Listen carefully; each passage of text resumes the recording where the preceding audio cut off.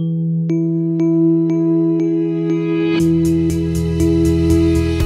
didn't have any symptoms at all. It was just all of a sudden, boom. And I said, I want you to look at me and can you smile?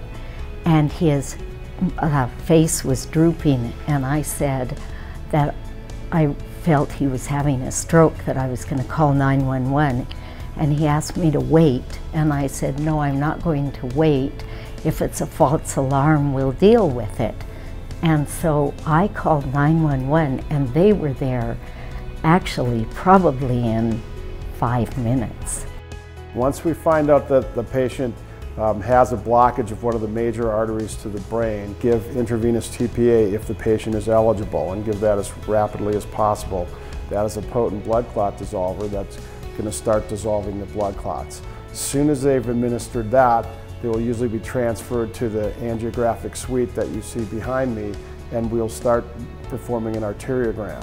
And we have specialized catheters that we can thread up into the arteries to the areas of the blockages, and we can either aspirate the blood clot directly, or else we deploy a little stent, what we call a stent retriever device that incorporates into the blood clot, and then we use that to remove the blood clot.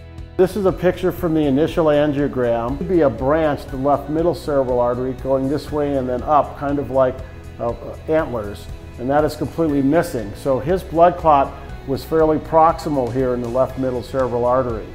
And so once we remove that blood clot, then we'd restore normal flow in that artery. The important point is that the patients do the best when we can get to them early.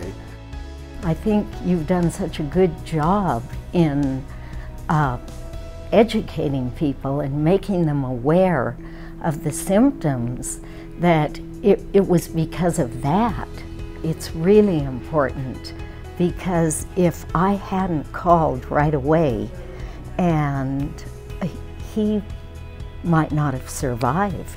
Family called me, and so I was there, and the only contribution I made was when they asked the end-of-life questions, you know, what do you want to do? Do you want to do life support? And I said, yeah, we want you to do everything, because I knew how good they were.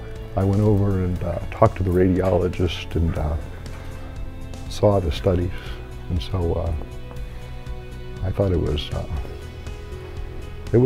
a desperate situation.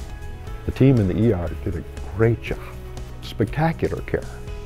Couldn't have been better anywhere.